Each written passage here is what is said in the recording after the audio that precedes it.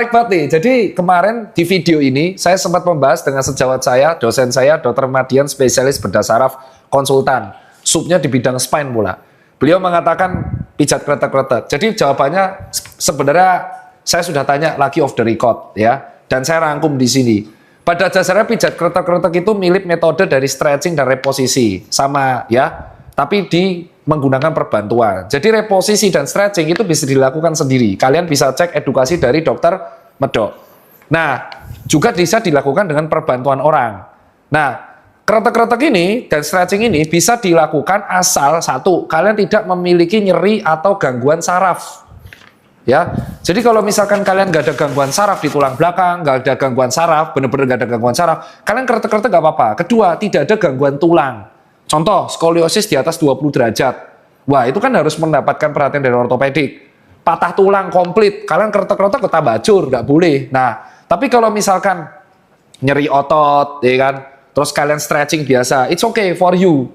It's okay for you. Itu salah satu bagian dari reposisi. Terus kalau dibilang ada sugesti, ya karena ada faktor memberikan kenyamanannya. Makanya kan teman-teman bilang, kalau kalian nonton itu kan adalah clipper, kalian harus nonton secara utuh. Pak beliau dari sejawat berdasar mengatakan tidak melarang. Kalian boleh aja kretek-kretek as long itu membuat kalian nyaman. Dan selalu dikonsultasikan dengan dokter yang menangani. Kalau misalnya ada gangguan saraf ya nggak apa-apa. Jangan dilakukan. Tapi kalau nggak ada ya nggak apa-apa. Dilakukan saja. Karena itu salah satu bagian stretching. Lah terus kenapa pegelinu? Ya karena pada dasarnya sebuah tindakan habit yang dilakukan berulang-ulang itu akan membuat otot menjadi kontraksi terus-menerus. Ligamennya jadi kaku. Maka gunanya stretching secara rutin itu. Orang yang hobi olahraga dan stretching secara rutin itu akan terhindar dari hal seperti ini, kekakuan pada sendi. Dan nah makanya dengan adanya si orang yang reposisi ini itu bisa menjadi manfaat. Tapi ini agak beda ya, Rafa, dengan apa? Dengan fisioterapi. Fisioterapi sama sport massage itu beda dengan kretek. Nah, kalau yang fisioterapi sama sport massage difokuskannya tergantung. Ada yang otot, ada yang deep tissue, ada yang pada fascia, ada yang pada ligamen.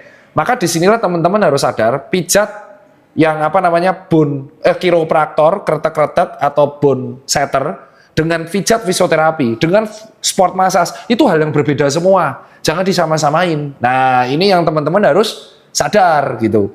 Jadi cedera olahraga, ya teman-teman harus ke dokter dulu didiagnosa, baru ke fisioterapi kalau mendapat penanganan di bagian otot.